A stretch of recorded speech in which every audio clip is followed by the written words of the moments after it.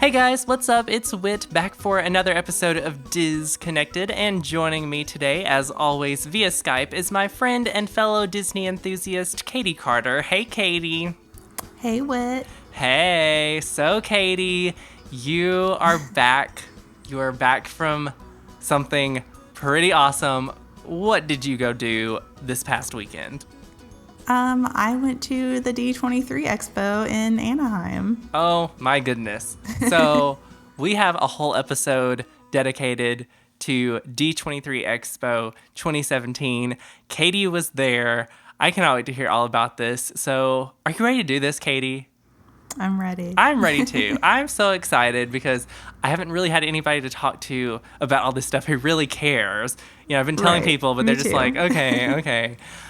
But here we go. Let's do this. First thing I would like to know, Katie, how would you describe the overall experience of the D23 Expo? Because this was your first time going.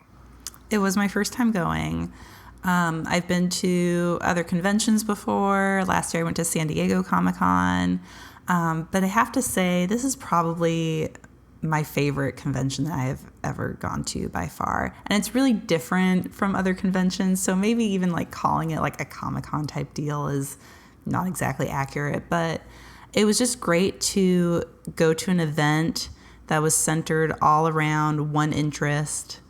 Everybody who was there all shared that same interest and were just so excited about everything.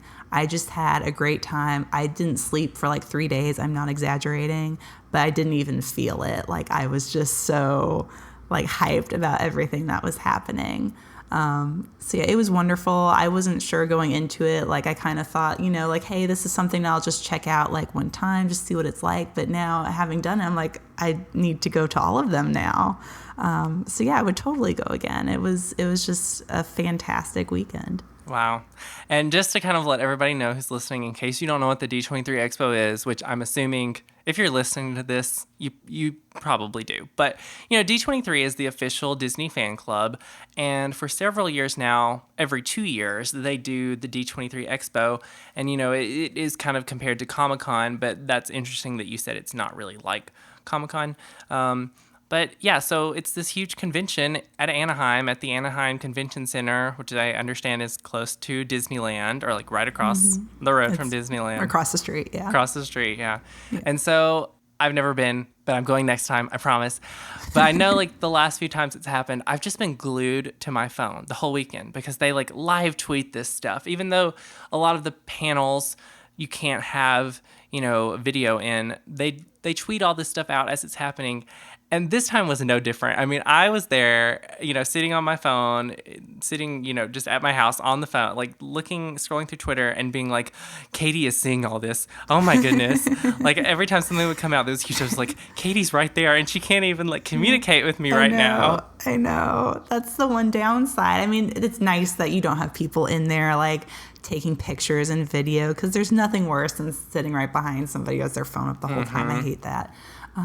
But yeah, there were like things that were happening. I was like, oh, I wish I could like tweet something really quick, but I can't because they made me put my phone in this bag and seal it. Yeah.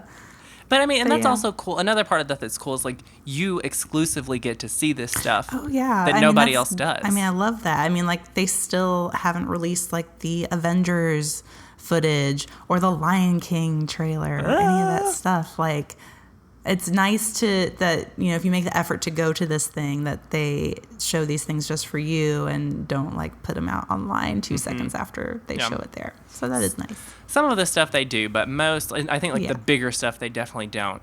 Right. But I've kind of got a list of things to go through and hit, and we'll see. I know you were in several of these panels, and we'll just kind of take this as we go. I feel like this is going to be a lot to tackle. So it's a lot. I went to all of the big panels except for the parks panel just because that was too much. But that one was actually, you were able to have video on that one, so I got to watch that on Periscope as it happened. So pretty cool to see that one. But the first day, which was July 14th? Yes.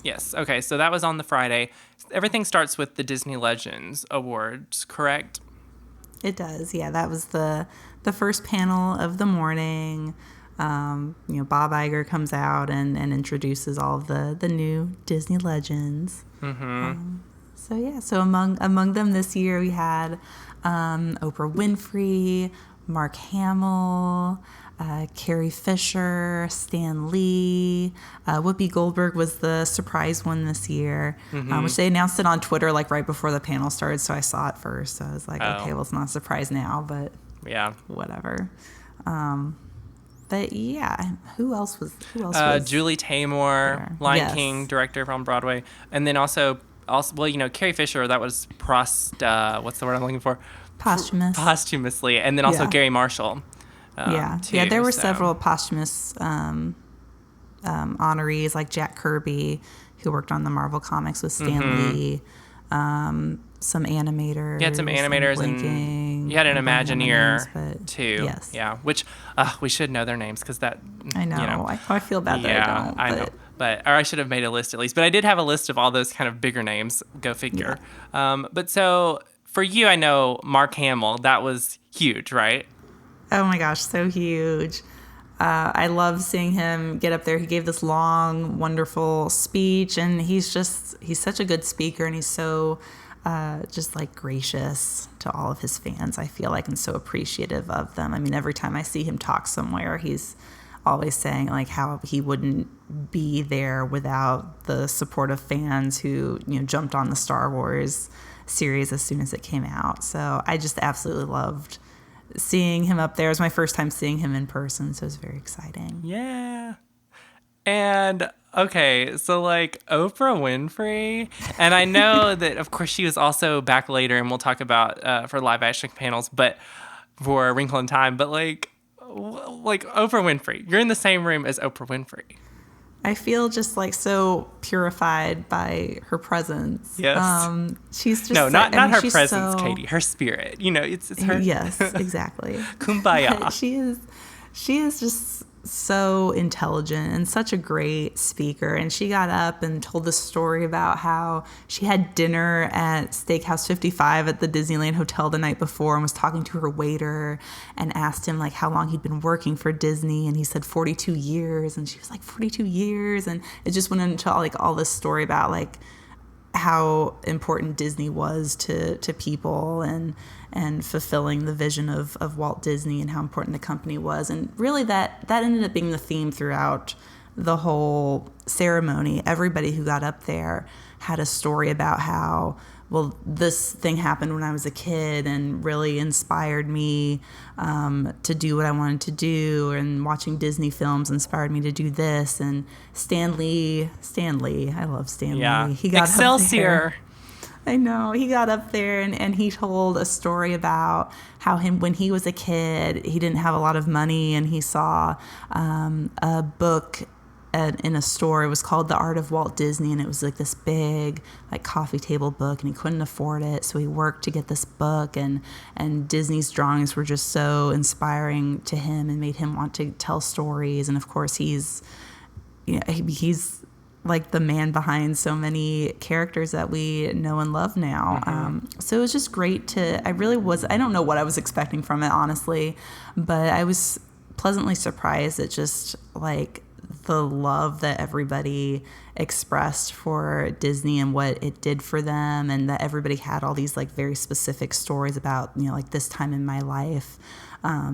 Something Disney related really inspired me to go do this. And it just ended up being a lot more emotional than I was expecting. I think I cried through like that whole thing. Aww. Like everybody who got up there made me cry. Other people were crying. It was very emotional. But yeah, it was great. Yeah. I watched most of the speeches on YouTube, and Julie Taymor, actually, you were talking about them all having stories, and hers was really powerful too, talking about a family who had gotten tickets to see The Lion King, and their daughter died, and they had a son too, and he heard the song He Lives in You, and he was like, she lives in us. And I was just like, oh my goodness, like don't do this to me. And then didn't the cast of Lion King like come out after that? They did. They came out and they performed something. He Lives in You. No? Is that what they did? Yeah. I think that's what they was. did. Yeah. Okay. You can't even remember. Well, they did. I can't remember.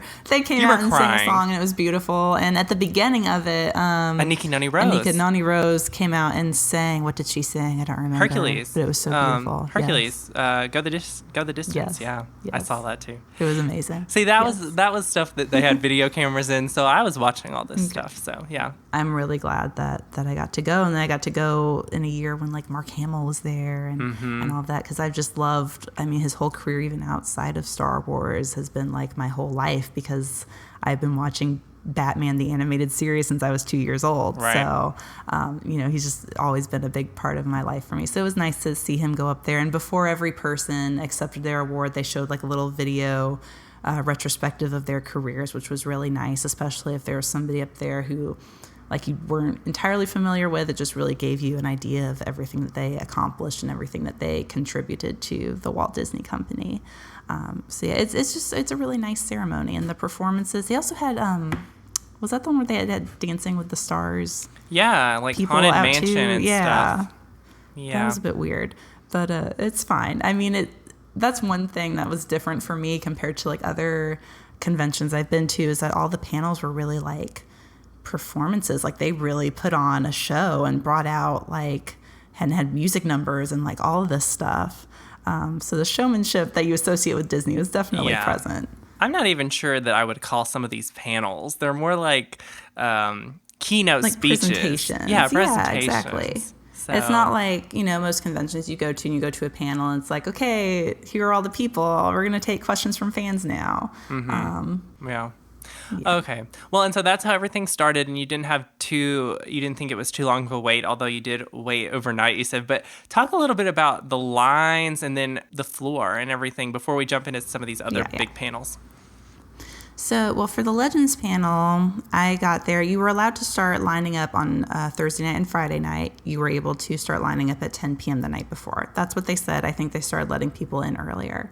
But I got there. I think it was very quiet when I got there the first night. I think I was through security and in the room at like 12:30 in the morning. So I was toward the front of the line, which was nice. So I got a good seat. But yeah, it was very, like, everything for overnight was like very chill, very organized. As far as I could tell, I don't know as it got closer to morning and more people came in how it was, but everything seemed to be going well. Now, the thing with D23 that's different from a lot of other conventions is that they clear the rooms between panels. So say, for instance, you go to San Diego Comic-Con and you get into Hall H. You can sit in Hall H all the livelong day if you want to. They do not clear the room. At D23, after the Legends panel, which is they call it Hall D23, it's their biggest room. It sits over 6,000 people. They have to clear it. The next panel after that was the animation panel. Now, I don't know. I'm still not entirely sure what happened there. And they should have, it's like they didn't anticipate it happening, but they should have. But basically, everybody who was in the Legends panel got up, they left the room, and they turned right around to get back in line to go to the animation panel that started a couple hours later. Meanwhile, you also had all of these people already lined up for the animation panel who didn't go to the Legends panel. And they did not keep it organized. It just became a massive mob of people. They didn't have them like in the loading area to go in the room already, which was weird. And I mean, I won't go too far into it, but it was like a stampede of people were running over barriers, and there was no organization at all. People who were in line before us didn't get in. It just became a disaster. Oh no. It was definitely the most unorganized thing I've ever witnessed. Oh, no. And I don't know what happened. I mean, they obviously had people lined up before, and they didn't let them in first. They basically just told everybody to go, and everybody ran to get in line. But I got in. I got into the panel. I just barely got in. So that was a mess. But really, the rest of the convention wasn't like that. At least I didn't experience anything like that. And I mean, in the long run, I have to say, because there were some really stressed out people in that line. And, in the long run, it's just a convention. It's not that big of a deal. But Katie, it is. Just please chill. But there were some of these people went, oh my goodness. Okay, but here's the thing. I tell people all the time, like, now, I love Disney, But some of these people that go to like D23, like they like it's a big deal to me, but it is a big deal. Like people kind of associate Disney with me and they're like, "Oh my goodness, he just loves Disney so much." And I do. But I'm always like, but there are more people out there who, like, it's their life. Like, they live and breathe it. Like, well, and a lot of people, like, they have all these podcasts and blogs and stuff. So, they really, and I do this kind of just for fun because it gives us a chance to sort of talk about stuff that I don't really get to talk to other people about. But, I mean, some people, like, they do this and this is huge for them. So I think I can understand, but probably not because I haven't seen it for myself. But anyway, let's talk about the animation panel that you got into, barely. So I finally got in there. Yeah. It was a mess, but like the nice thing was, once everybody was like in there and things started happening, like everybody was, excited. And I have to say, even in the line, like going into the panel, like they had TVs in the room and they were showing like different Disney movies on a loop, and they were showing Moana at that point. And like anytime a song would come on, everybody in line would just like start singing the song. And I'm like, see, you guys really aren't that mad. Like, calm down. But anyway, yes, animation panel started. It was hosted by John Lasseter. Very exciting. And it was broken into 3 segments. Yeah. But it started out with the Disney Toon Studios. Why was that even necessary? Like, I guess they're trying to like do different stuff with them. I don't know. I was a bit surprised that was in there, but also I was gonna say like the footage that they showed was very impressive. Okay, well, it's basically like Disney Toons is the studio that did like most recently we would consider or think of the Planes movies that they did, which there's not another Planes movie, right? This is something new. No, it's an untitled project. It's still about planes, but they're like fighter planes. Okay. They had like some sort of like cheesy name for it. I think that they showed the clip and then the title said like space, which made you think it was going to be like something like space related. But then it was like, then it just said like this space will be filled with a title in the future. And I was like, oh, okay. Oh. Yeah, the main thing that I took away from the footage that they showed is that it is extremely realistic. It's like, it's definitely like Pixar level graphics. It looks beautiful. And basically the footage was just like the planes like flying. And like so I said, more planes though. Yeah. Oh yeah, it's more planes, but they're going to be like fighter planes, I guess. So they're like really fast. Okay. Yeah. But you don't think it'll be called You don't think it'll be called Planes 3? I hope not. It doesn't seem like that. Okay. Well, and then you said the other that they split it up and the other 2 would be Pixar and then Walt Disney Animation. So what was first there? Disney Animation was first. Okay. Olaf's Frozen Adventure was the first thing that they did. And they announced that this thing is going to be 21 minutes long. It's a 21-minute like featurette, basically. It's still showing before Coco in theaters. Josh Gad came out and sang, right? He did. So the whole thing was, first they brought out Kristen Bell, of course, voice of Anna, to kind of like introduce everything. And they started to show a clip of a song from the movie. So they start to roll it, and then they like acted like the sound was like not working. Like all of a sudden like the clip stopped working and everybody was like, ooh. And then Kristen Bell comes back out and she's like, oh, that's a bummer. Well, let's just maybe have like Josh Gad come out and sing it instead. So then he comes out and he sang the song like along to the clip while the clip from the movie was playing. They like showed the whole like musical number. It's a song that Olaf sings because, I think we talked about before how the short's going to be about him helping Anna and Elsa find Christmas traditions. Right. So this whole number is about him like going out in Arendelle and like learning about all of these different traditions, and it's actually really funny. I can't see Coco without sitting through it, I guess. Or I could just go in a little late. I don't know. Don't do that. I'm going to sit through it, of course. They talked about Frozen 2. Okay.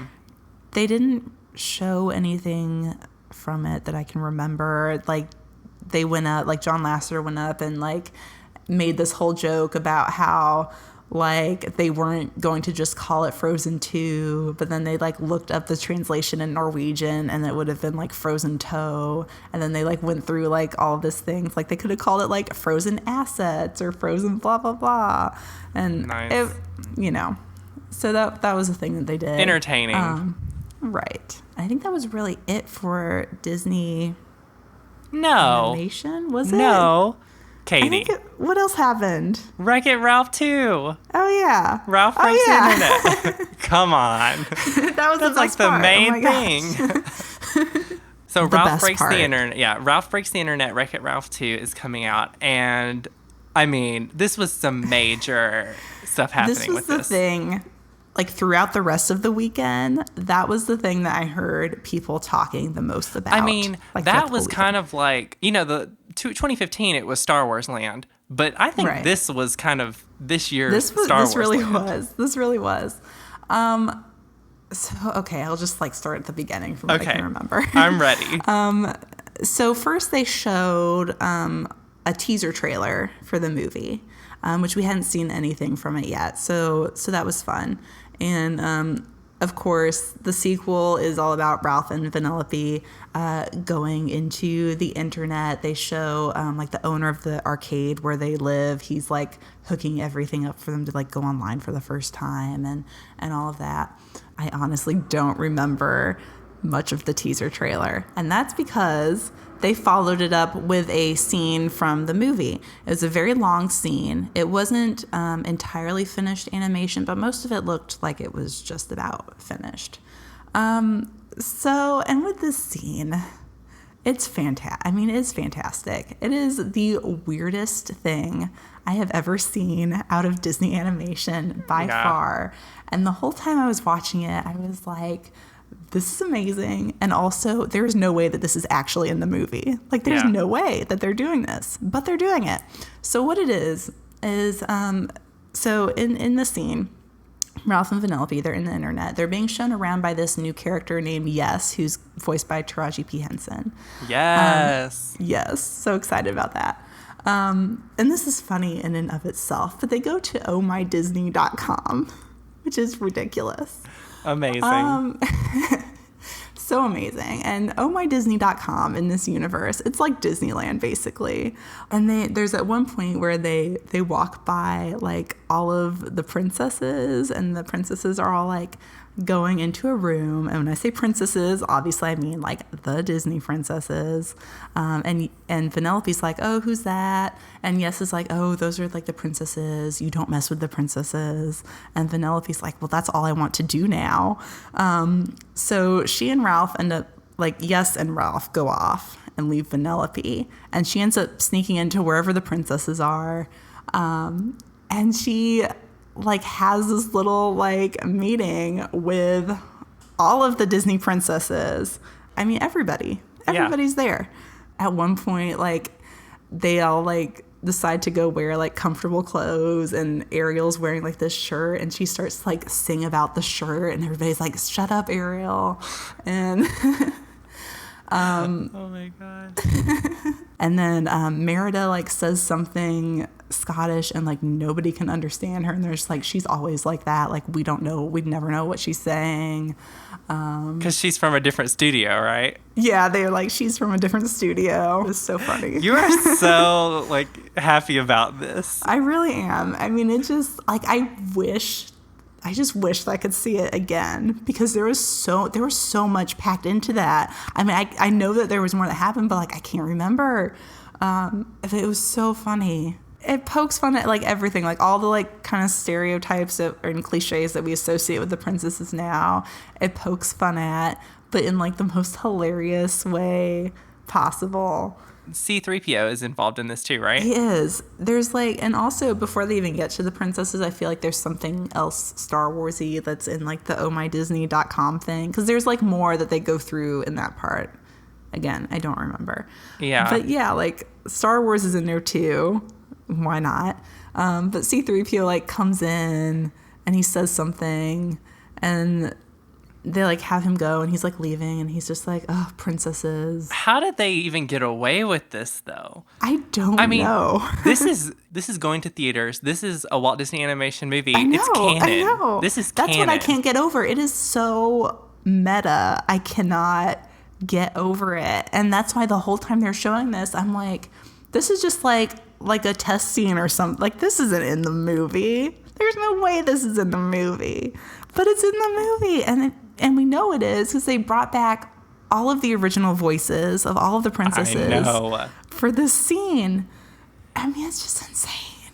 And they came on stage. They came on stage, which that was, I think, the most unexpected thing that happened the whole weekend because, why? I mean, we didn't know anything about this Wreck-It Ralph scene before now. So, like, why would we go to this panel thinking that we'd see all the princesses? Like, why would they be there?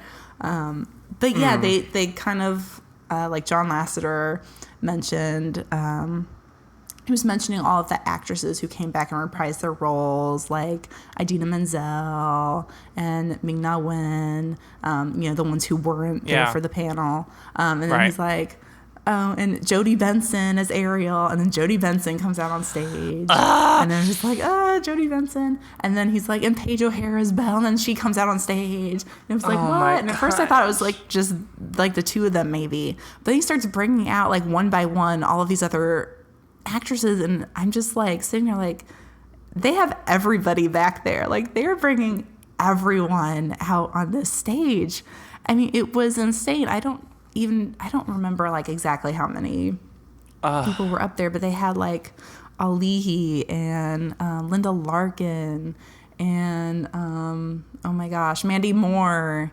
I asked you earlier, like, what was it like to be in the presence of Oprah? But what was it like to be in the presence of all those princesses, and specifically Jodie Benson?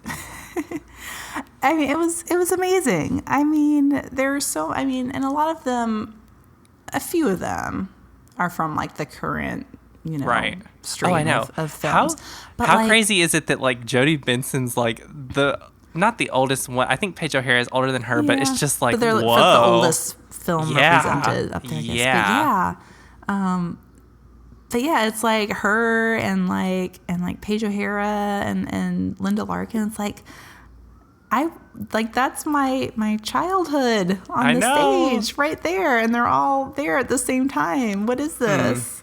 It's magic. Yeah, it was crazy. I mean, and like I said, that was the thing that like people like throughout the weekend they were talking about that scene in the movie, and they were talking about all of the princesses coming out on stage at that animation panel at the same time. It was great. It was definitely a highlight of the weekend for sure. And I can't wait for that scene I guess at this point we're probably just gonna have to wait for the movie, but I just can't wait to see that scene again because it really was, I'm not exaggerating when I say that it's the most insane thing that Disney Animation has ever done, because it is. It's just insane.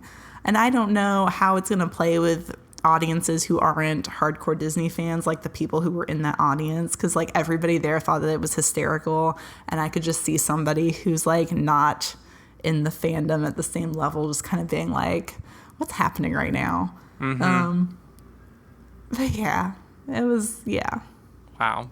So moving on to the rest of the animation panel, because we talked so much about that, but Pixar, we had Incredibles 2, and then we had Toy Story 4 and Coco and a new suburban fantasy film. So talk a little bit about those things. Okay.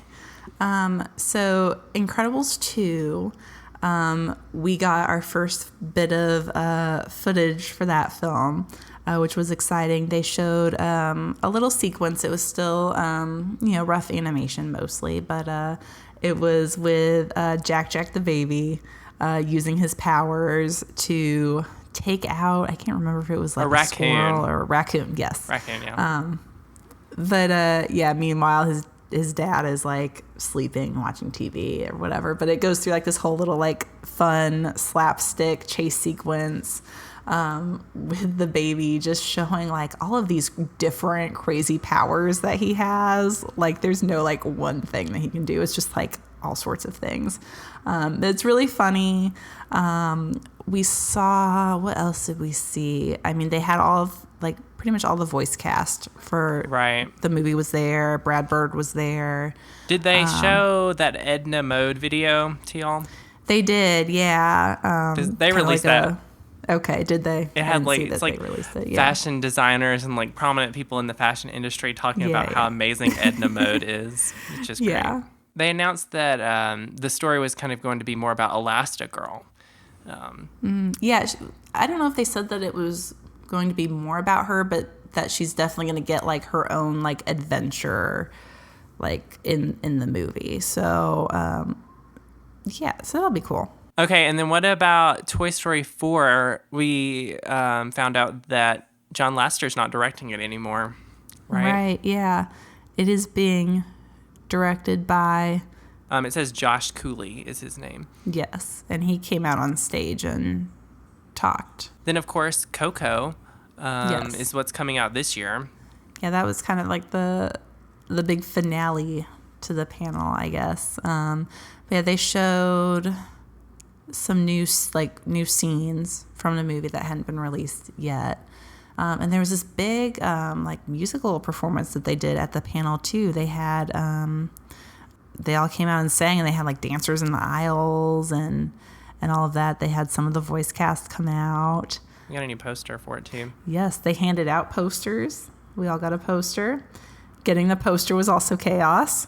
Yeah. But it was fine. I got it. Yeah. And the only other thing I have listed down on the animation panel is the Suburban Fantasy film from Pixar, which is, I guess, probably their next original thing that they've got going that we know of. Yeah. Yeah, I mean, as yet it's untitled, but Right. it's an idea that the director came up with based off of something that happened in his childhood. So he's kind of formed this whole concept for this film around it, and the idea is that it takes place in like a contemporary suburb type community, but this is a world where magic used to exist, and it's just kind of like faded over time as people have found more convenient ways to do things. But at the same time, you still have all these like magical creatures who exist, like trolls and fairies and all of that. So they're all in this world, but they're doing like normal things like cooking normally or driving cars and all of this stuff. So I don't know exactly plot wise. I'm guessing it'll have something to do with them learning about magic again. I don't really know. But the setting is really cool, to have all these fantasy creatures existing in like a just Suburban typical life, yeah. suburban community. Yeah. So yeah, I'm really intrigued by it. I'm pretty sure that they showed some artwork for it that looked cool. Okay, well, Man. that is that's the animation panel, and wow, we're gonna have to like book it on these other panels.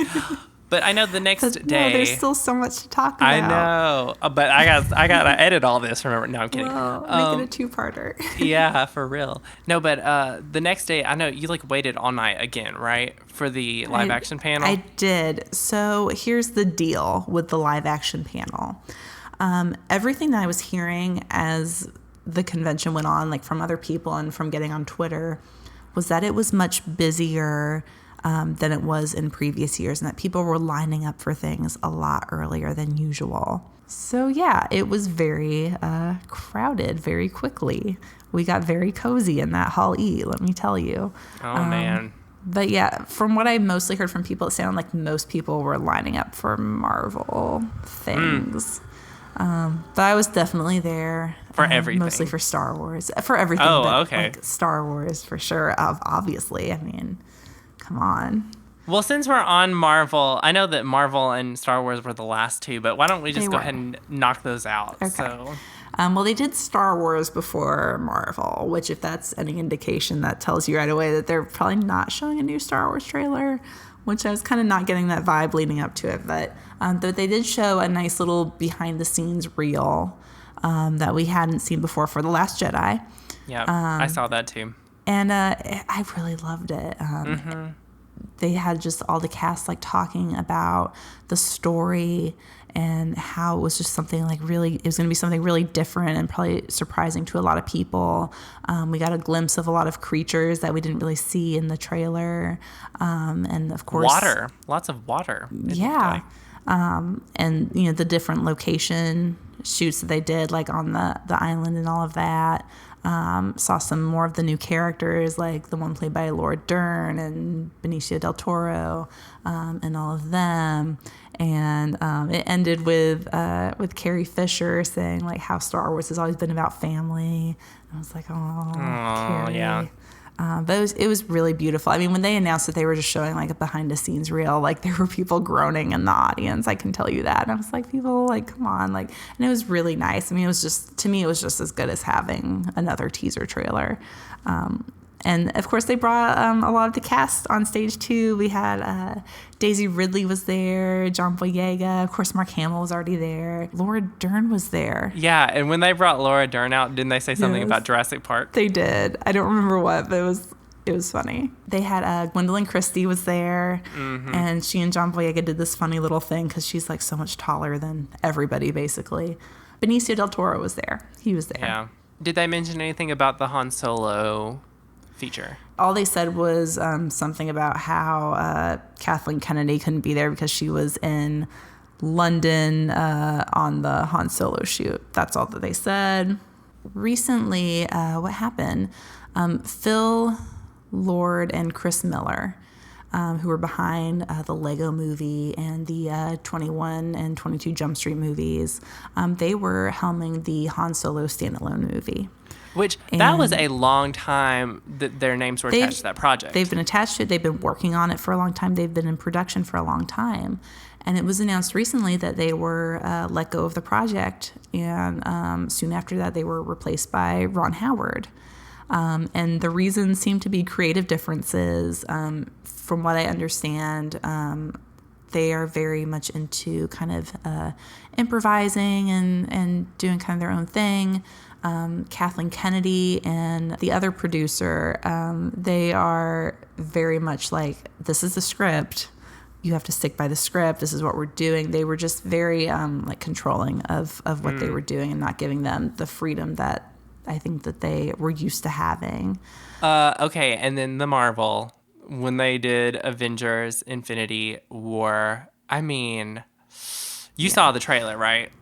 I did. It was crazy. So, as you know, Marvel has a few other movies that are coming out before Infinity War. They've got Thor Ragnarok's coming out in the fall, and then you've got Black Panther in February. They really didn't talk about those movies that much here. It was all Infinity War. And they brought out, you have the head of Marvel Studios who came out. He brought out Josh Brolin, who's playing Thanos, who's the bad guy. In Infinity War, he has been teased like in after credit sequences and so on throughout various Marvel films over the years. So it's been leading up to this for a while now.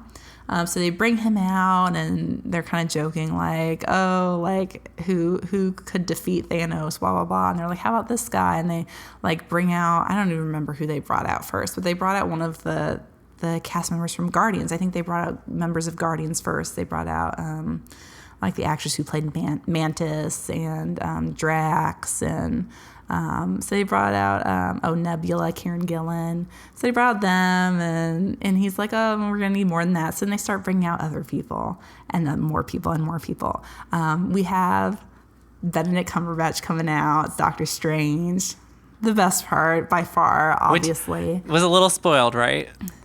A little bit. So, during the Wrinkle in Time panel, Miss Mindy Kaling, she said they were talking about something like about the perks of their job or whatever, and she was like, or how cool it was to be there, and she's like, oh, and we just saw like Benedict Cumberbatch in the green room, and everybody in the audience was like, oh, and I was like, oh, no. Oh my god, oh, I don't think you were supposed to say that, but oh my god, he's here. Oh no. So yeah. I mean, it was fine. Like, I was, like, mentally, like, prepared by then, which was nice. Because if they just, like, threw him out there, I would have been, like... on the floor. Like, goodbye. Yeah. Goodbye, everybody. Yep. But, yeah, so they brought him out. They brought Tom Holland out. They brought, oh my God, Chris Hemsworth, Mark Ruffalo. I mean, they had a ton of people on that stage, and it still won't be close to who all they're actually going to have in this movie. But of course, a lot of people are, I mean, the movie's still in production. I think they said at the panel that's like halfway through shooting. So they still had a lot of people, out filming. But yeah, Robert Downey Jr. was there. Can't forget him. The teaser, we got to see like the Guardians like flying their ship, and like Thor crashes onto their windshield, and there's a scene like with Doctor Strange teaming up with Star-Lord to like fight Thanos. We see like Thanos doing things for the first time really in any of the movies, which is very exciting. But yeah, like every single thing that happened, like people were just screaming. Everybody thought Avengers was a big deal when that came out, but this is going to be something. I don't know if it's going to be a good movie because it's going to have a lot of people in it. Yeah. But it's going to be an event. There's lots of other live action topics, and whew, okay, so I would like to know, can you like give me a description of the Lion King footage that you saw, please? So that was, I think, the biggest surprise of the panel, honestly, because like who would have thought that we'd be seeing Lion King footage this early in its production? Like nobody thought that. Yeah. But yeah, they bring out Jon Favreau, the director, and he's talking about it a bit, and then all of a sudden they start showing this thing, and people just went crazy when the lights go down, and then they cut to the scene and the sun's rising, and you get the music, and it's basically, it really is shot for shot the opening Circle of Life number from the animated version, But which real. But it's very real. I mean, the effects are just absolutely stunning, but they do what they did with Jungle Book really, and they make these animals realistic, but they're still kind of humanized in a way, so that they have personality. So like when we cut to Pride Rock, and Rafiki is putting like the powder on Simba's forehead, like Simba is just so cute. Like he kind of does like a little sneeze when he puts it on, and it just gives it like that extra bit of personality that establishes that this is a character. This isn't like a nature documentary. But yeah, it was so beautiful. And I mean, I do hope that the whole movie is not shot for shot, the original one. And I don't know if obviously it's still early in production. I don't know if that's going to be the final thing that ends up in the movie or not. But it was absolutely stunning. And people went nuts over it. It was so beautiful. Cool. But yeah, cool. It looks amazing. In other live action remake announcements, the Aladdin cast was announced, or at least Aladdin and Jasmine, and this came right after a whole week. And Genie, yeah. I think we already knew that, but we kind of knew Will Smith was attached, but this came after a week where the internet, it was like popping up articles about they can't find Aladdin, they can't find an actor, and the internet was like, here you go. But we have, and I don't know if I'm pronouncing this right, but Mina Massoud and then Naomi Scott. So you have Aladdin and Jasmine there, and Naomi Scott we know from Power Rangers earlier this year, and also the Disney Channel original movie Lemonade Mouth.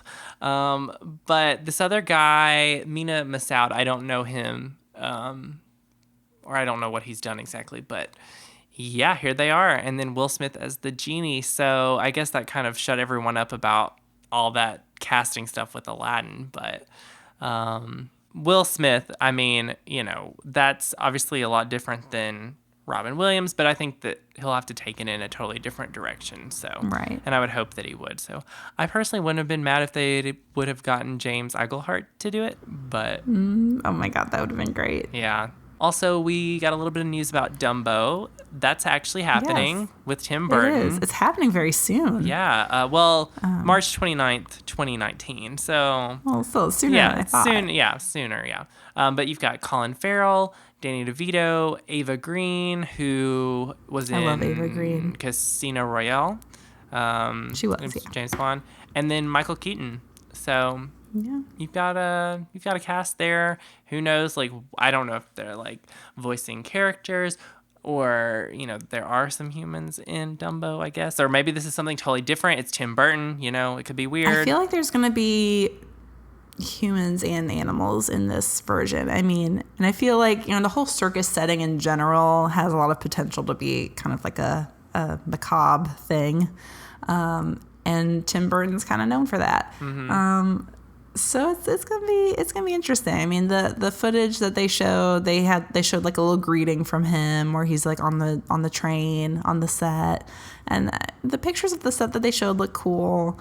They also brought on stage a statue of Dumbo that they're going to be using during production.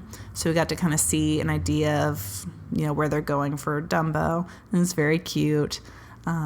Definitely, it was like kind of realistic, but not so much to kind of detract from the whole fantasy thing. I mean, because he still has the big ears and all of that, but he was cute. He had very beautiful eyes and all of that, and so I liked how the character looked so far.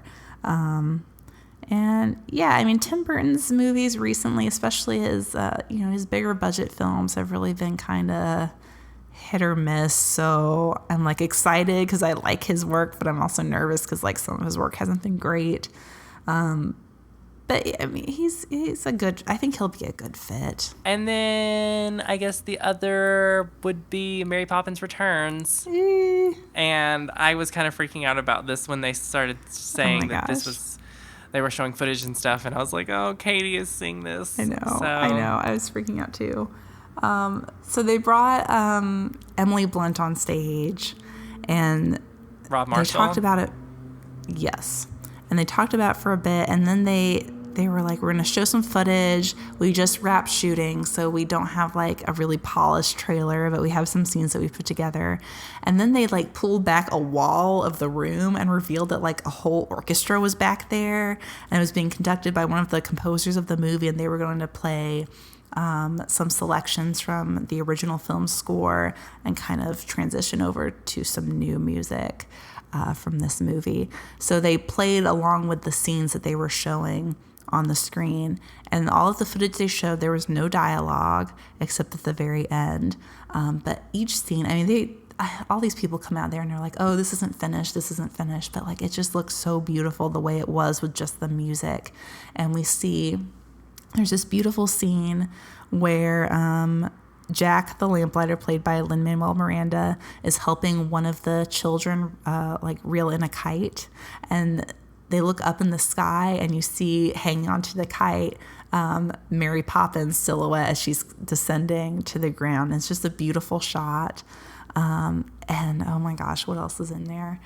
Oh, what was the dialogue? So the dialogue at the very end, it was kind of funny. So you have the two adult Banks children, and they're like sitting in a living room talking.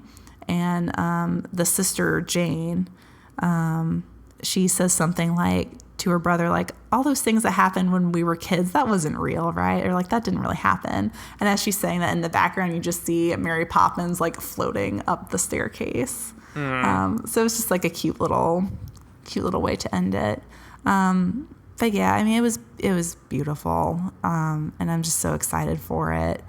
And even though like you didn't get like song snippets really, you could also see like some footage of some of the dance numbers, like this big dance number with all the lamplighters. And there was also a part, I just remembered this. Oh, this is so exciting.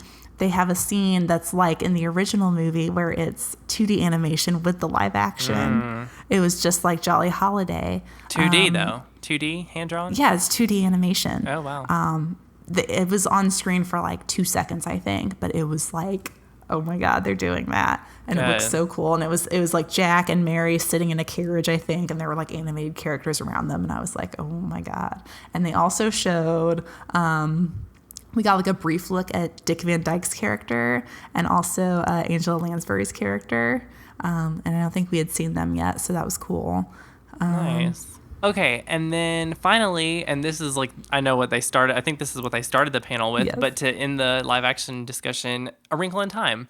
And you had Oprah Winfrey and Reese Witherspoon and Mindy Kaling, and oh my goodness. Again, you're with Oprah, so. I mean, with Oprah. And the great thing was, Oprah comes out and they introduced a trailer for the movie, and they also introduced a new poster for the movie. So they showed the image of the poster on the screen, and Oprah says something like, and everybody here is going to get a poster, and everyone was like, yay. And then she does her whole thing like, you get a poster and you get a poster, and people just went crazy. Oh, Oprah knows how to get everybody riled up. You had your Oprah moment, Katie. I had my Oprah. I was there. Oprah gave me a poster. She gave me a poster. Everybody gets a poster. Yeah. Oh my goodness. Love it. Love it. They released a trailer for that too, and it's come out, and I think this looks pretty cool. Like, I'm not familiar with the story because I didn't read the book as a kid, but I mean, I'm still interested. So I read the book, but I haven't read it since I was little, so I don't remember it at all. So it's definitely something that I would like to revisit, hopefully before the movie comes out.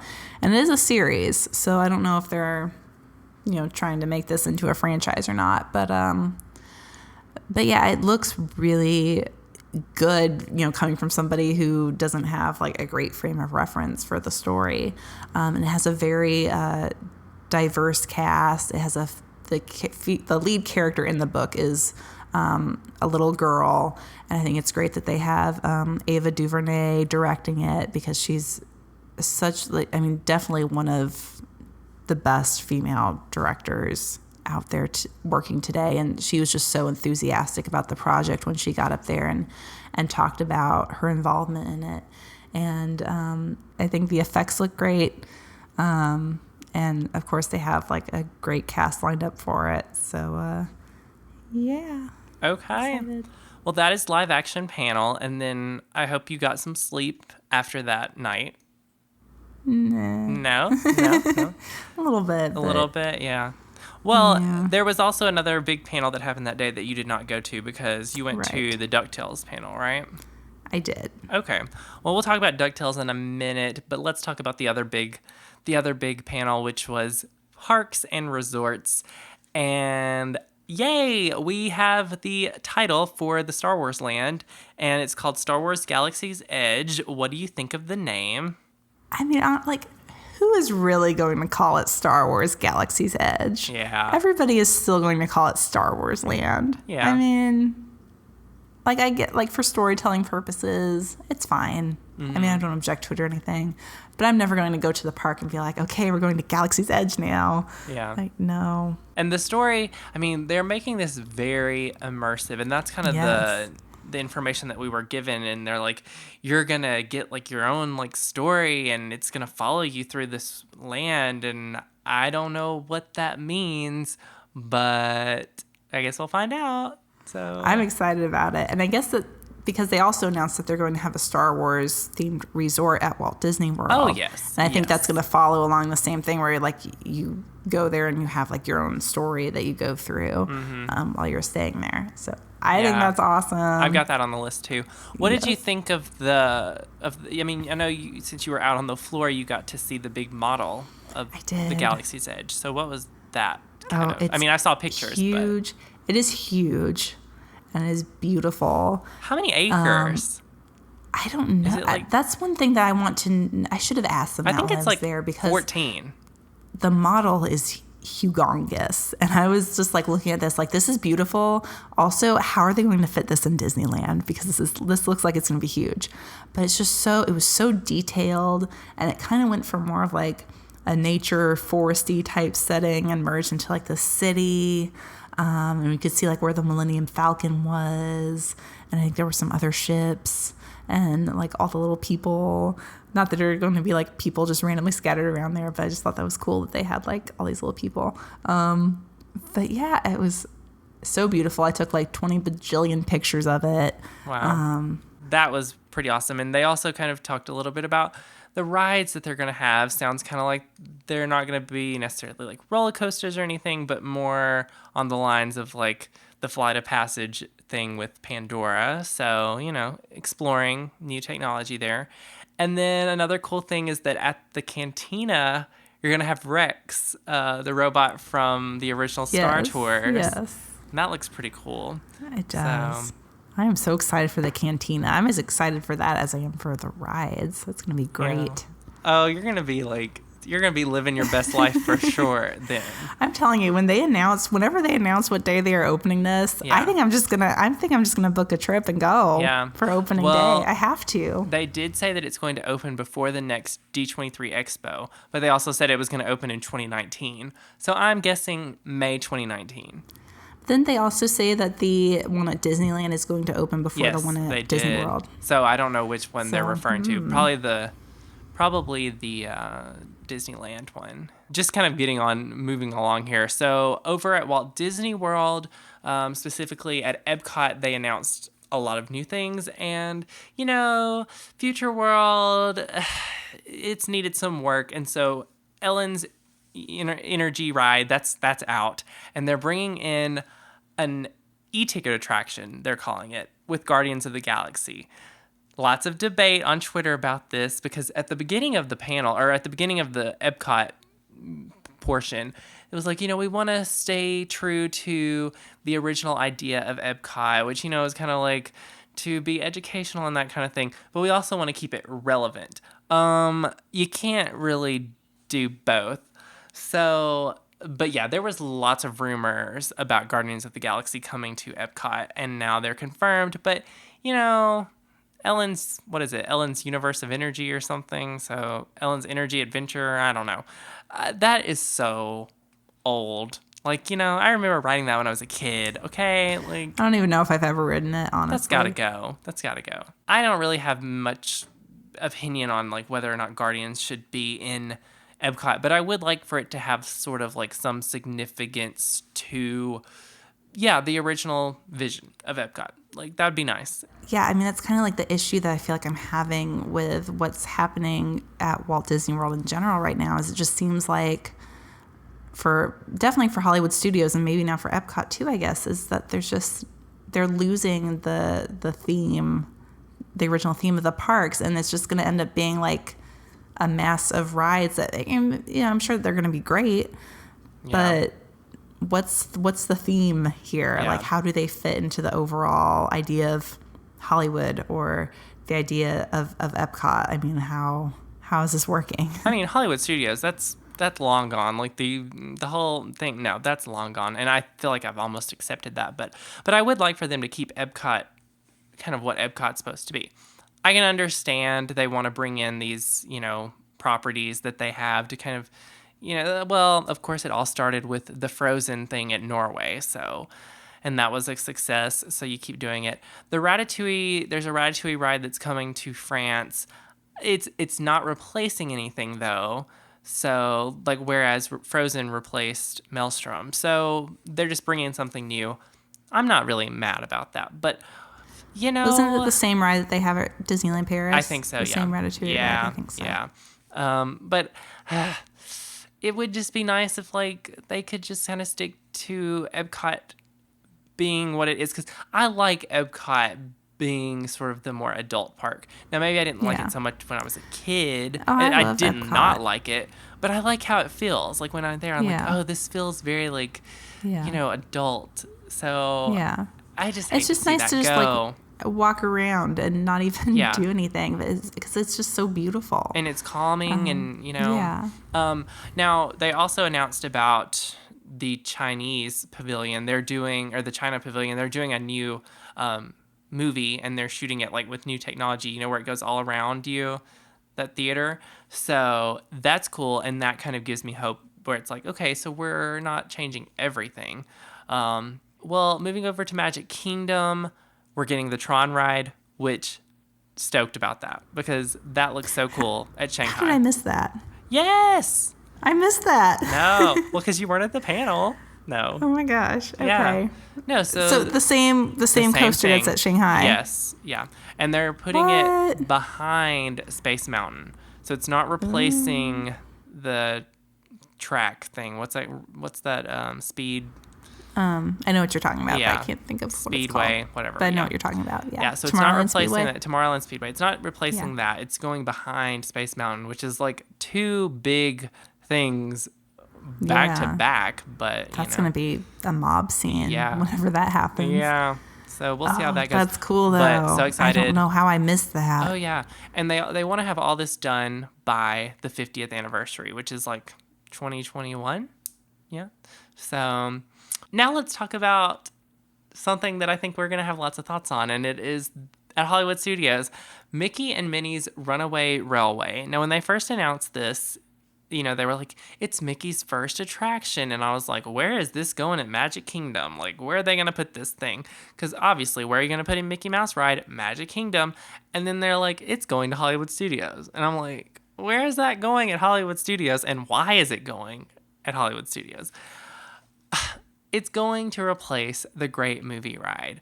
And I had heard that maybe they were thinking about changing the name of the Great Movie Ride to the Great Mickey Ride, and then like having Mickey Mouse like be a part of that because TCM kind of ended their deal or whatever. And I was like, okay.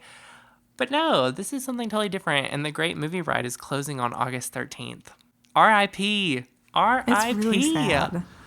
Like, I mean, I love the Great Movie Ride. And not only is it because I just love movies and I know you love movies, but it's like, that's a great like dark ride animatronics thing that we're losing. And I guess it's just, we're going to have to like let go of that sort of ride system because we're moving on into the future. But come on, no. Like that would be like, if there was like one dark ride I had to pick, I would pick that one. It's like my favorite.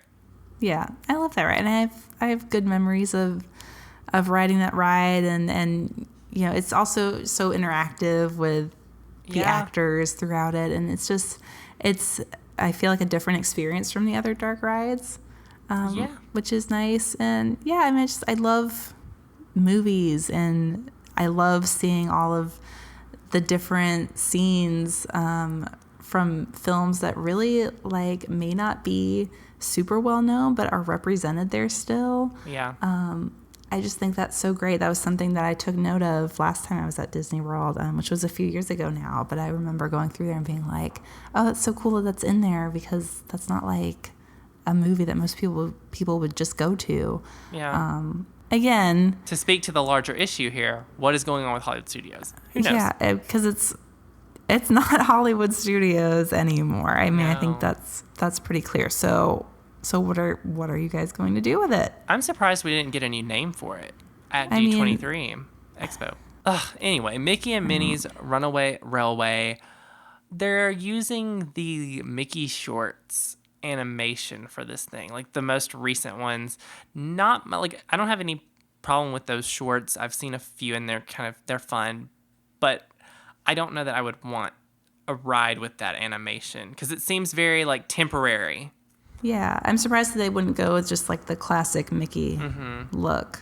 Or like something with like Mickey through the years or something, Yeah, that'd be cool too. The new technology used for this is called 2.5D.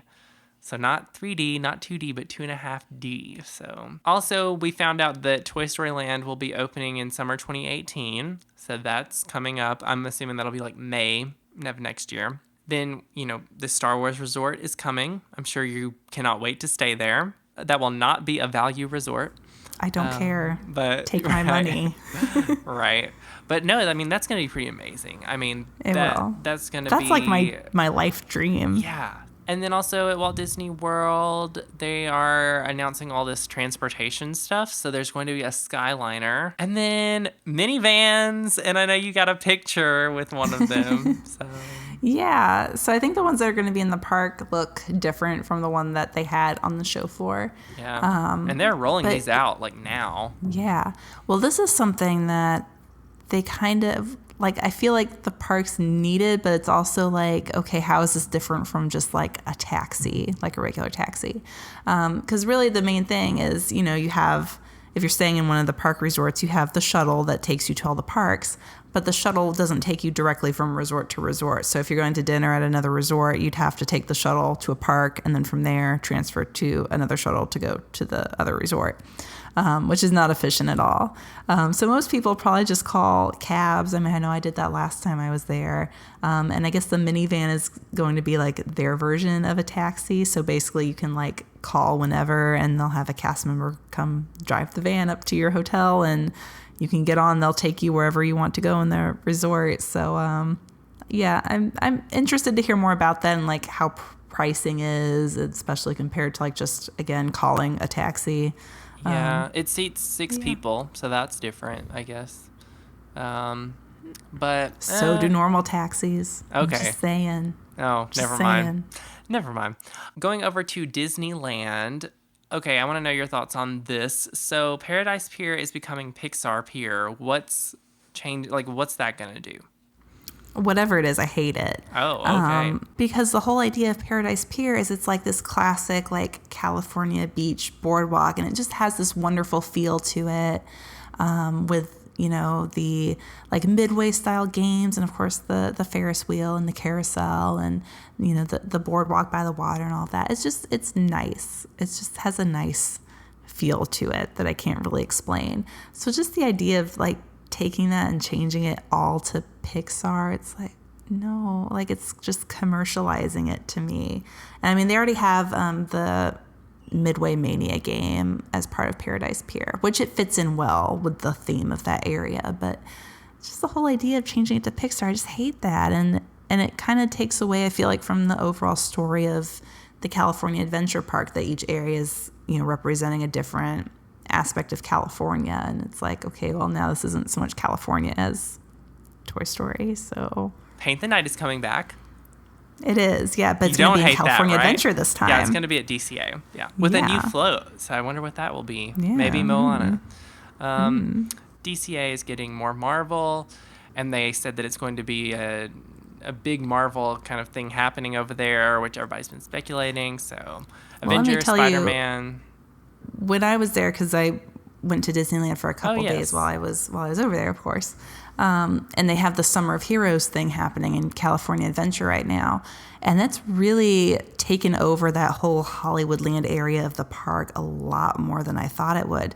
So you walk up to just like the main entrance of California Adventure, and like over like the top of the entrance, they have like this huge Summer of Heroes sign. They have banners everywhere. You walk down Hollywood Boulevard, and they have like these big like tacky banners like all over the place for Summer of Heroes. They have characters everywhere. I mean, you can meet Spider-Man, you can meet Groot, Gamora, Hawkeye, Black Widow. They have like this whole like little like food area thing too. It's all like Marvel themed, and of course Mission Breakout's there now. Which you enjoyed. I loved it. I really Yeah. did. But yeah, it definitely already feels like that's like Marvel now. Okay. So That's my list of stuff for the parks panel. I know you skipped out on that panel. It was actually live streamed, so I got to watch that one. And then I also saw several other panels that you were able to have video in. One of those being DuckTales that you went to. And what did you get from that panel that you enjoyed? it was really fun. They had several members of the voice cast there, along with the writers and I guess producer of the show. But yeah, they kind of they talked a lot about, I think, their vision for the show, and it was very exciting because you could tell that they were all such big fans of the original one. Right. And I think it was just reassuring to know that they were fans, and that they're going to do this new one justice as much as possible. Yeah. And not just the show; they were like fans of like there was a comic book series. Oh yeah, of this, like the and a comics video that were game. like before the show. Yeah, the games, like they went deep, and they went very deep.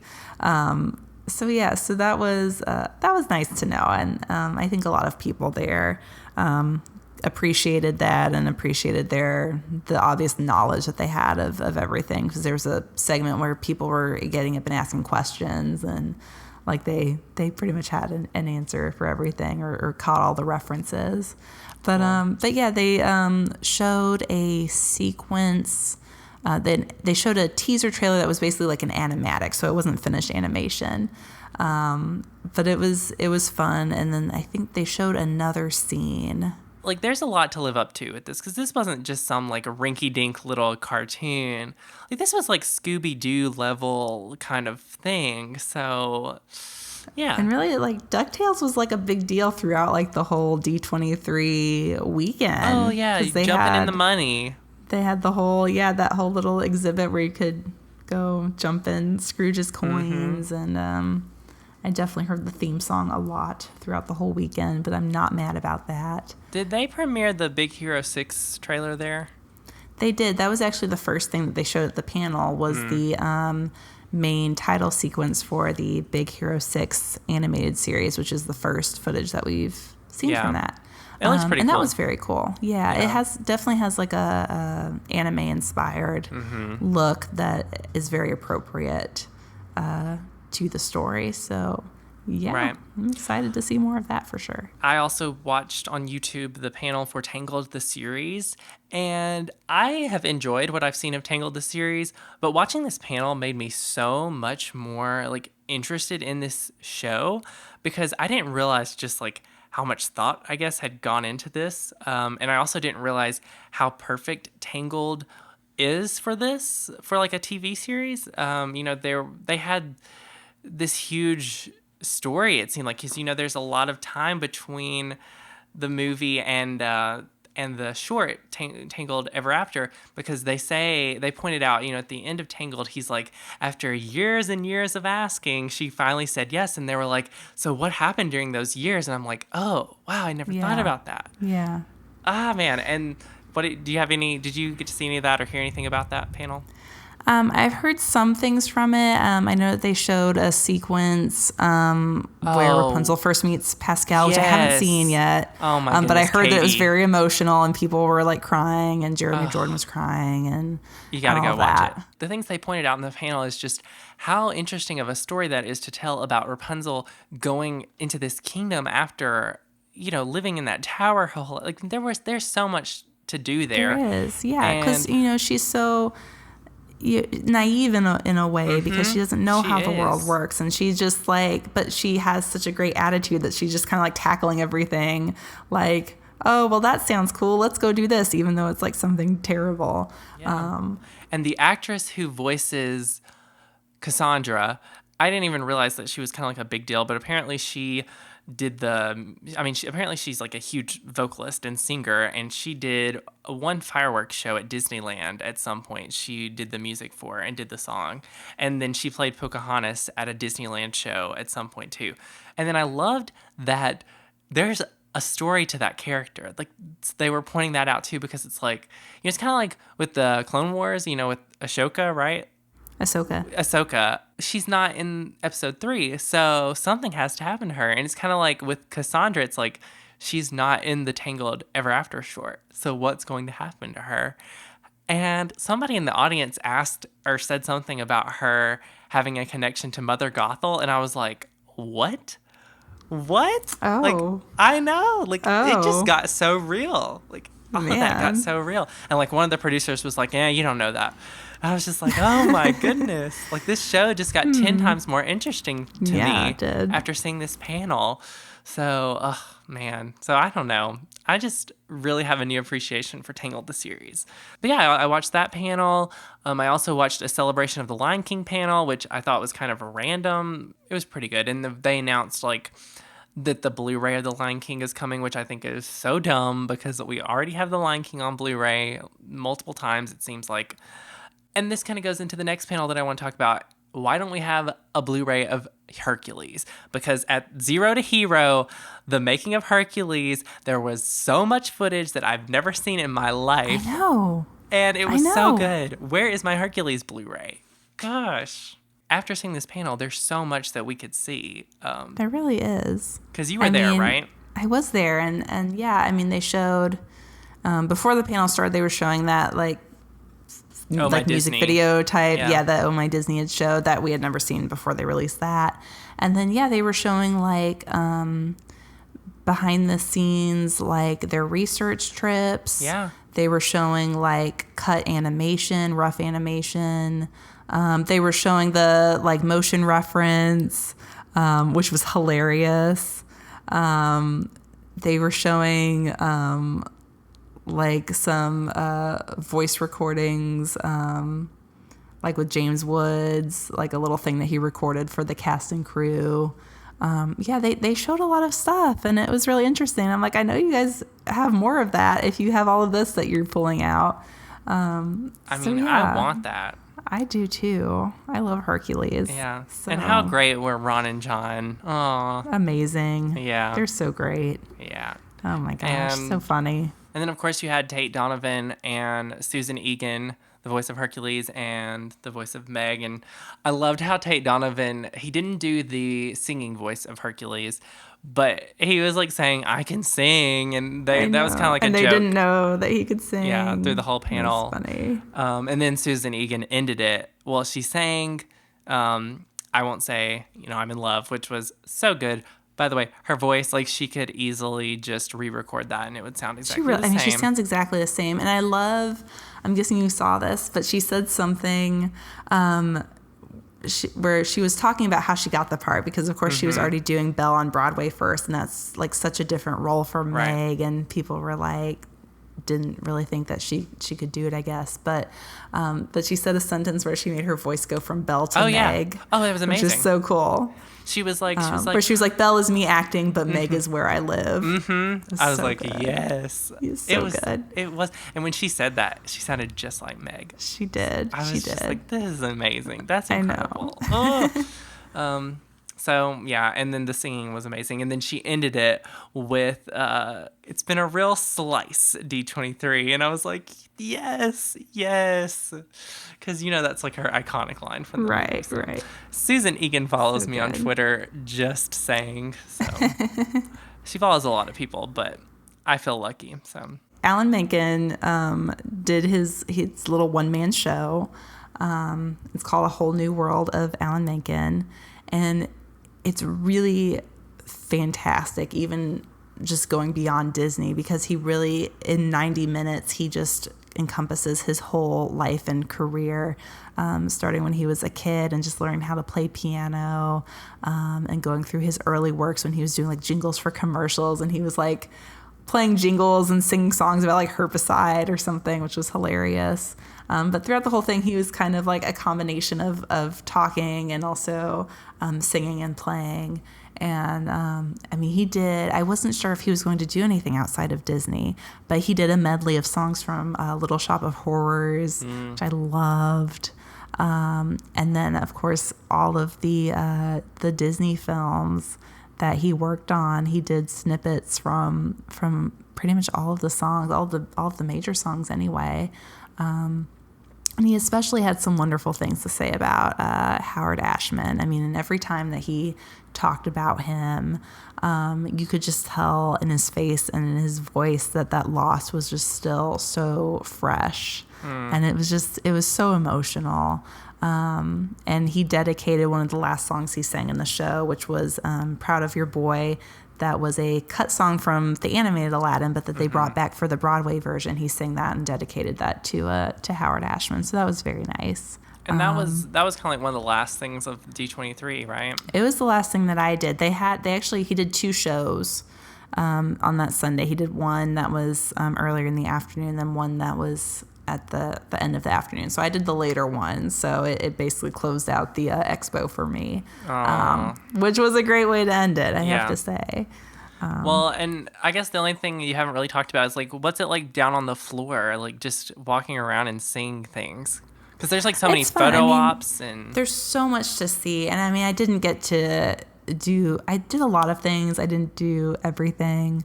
But there's a lot to see. All of the booths are just so fun to go through. Like with Pixar, you were able to go through and see concept art from their current and upcoming movies.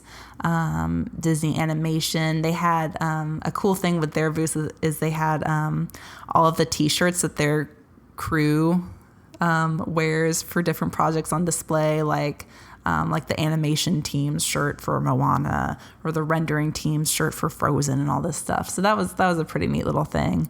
But yeah, I mean, there are some things that you walk around and some things you know about in advance, like autograph signings or whatever. And some things you just come across and it's like, oh, this is happening. What is this? For example, I was walking around the Disney Fine Art booth and I rounded the corner and sitting there is Paige O'Hara. And I was like, wait a minute, what's happening here? And I saw she was doing an artist signing because, of course, she's a wonderful painter. And she does a lot of Beauty and the Beast art for Disney Fine Art. So I got in the line. I got up there. I got to buy a print of one of her paintings and she signed it for me and talked to her. And that was amazing. And that was something that I didn't know was happening until I walked by it. I think if I gotta say, like, I think if I would have gone this year, like, I think, or even when I go in 2019, I think I would definitely like the big panels. I know that was amazing to see some of that stuff, but some of the smaller stuff seemed really interesting to me. Like that Hercules panel was probably great, my favorite thing of all the stuff I saw. Like that was incredible. But I know, like, I would have skipped the live action panel for the princess panel just because my heart beats for Jodie Benson. Yeah. But, I'm sure that was, I mean, if that didn't conflict with live action or if live action didn't include some of the movies that I knew that it would, I maybe would have skipped it, especially because then I could have slept. But, I mean, toward the end of the day, I on the last day, like I had some time in between, like the Hercules and going to the making concert where I just walked around and I like watched my Disney stuff and I went to like some of the stores I hadn't been to yet. I will say, for anybody who hasn't gone and is thinking of going, just know that there are lines for everything. And I mean everything. But I mean, you just have to be prepared for that and know that there's a ton of people there and it's probably going to sell out next time like it did this time. And, just plan ahead and be, know what you want to do and have backup ideas, like you should with any convention. But yeah, I'm going. It was totally worth it, and I really would go again. I just had so much fun, and I love the location. I think the Anaheim Convention Center. It's in a nice area. It's situated very close to Disneyland and Downtown Disney, so you can walk over there after, at the end of the day if you want to go eat or go to the parks. Yeah, it was great. Well, I'll be there in 2019. It's happening. Maybe I'll go with you. Let's go. Because I kind of want to go back. Yeah, I think you should. I definitely think you should. No, I'm definitely going next time because I'm going to plan ahead and get my tickets early and all that. So, oh yeah, it's going down. It's happening. And Jodie Benson, please come back. Please come back for me. But overall, I mean, it was a very exciting weekend. There's so much Disney news. I feel like we get Disney news all the time, but we're going to be in a little bit of a dry spell now because there's so much that's been released. Well, and I guess that's, the kind of the nice thing about them doing the expo every other year instead of every year. They're able to kind of save up some of the stuff and just put on a really spectacular show instead of just releasing a few tidbits here and there. So yeah, I think we're done. Are you sure? Because we've only talked for 2.5 hours. 2.5 hours. Yes. So, oh man. So that is everything D23. I cannot wait to see how long this turns out. I'm going to be editing. I don't know what it's going to happen with all of this. We're also doing a podcast on Descendants 2, Raven's Home, and Spider-Man Homecoming, so go listen to that as well. Dropping new stuff here, but yeah, Katie, thanks for talking all this stuff. I've been patiently waiting, so of course. Well, nobody else wants to talk with me about it, so listen. My mother was I was hollering, I was yelling all this stuff out as it was being announced. My dad was like, "What's he talking about?" My mom said, "Some Disney thing." I was like, "Mother, it is not some Disney thing." So anyway, but some Disney thing, yeah, definitely. Yes. But that is all for this episode. Thanks so much for listening to Diz Connected. Katie, thanks for joining me. Well, thank you for having me. Of course. And be sure to follow mine and Katie's social media links in the description below. For more Diz Connected content, be sure to follow at Disney_Connected on Instagram. And until next time, have a magical day, and I'll see you real soon, folks.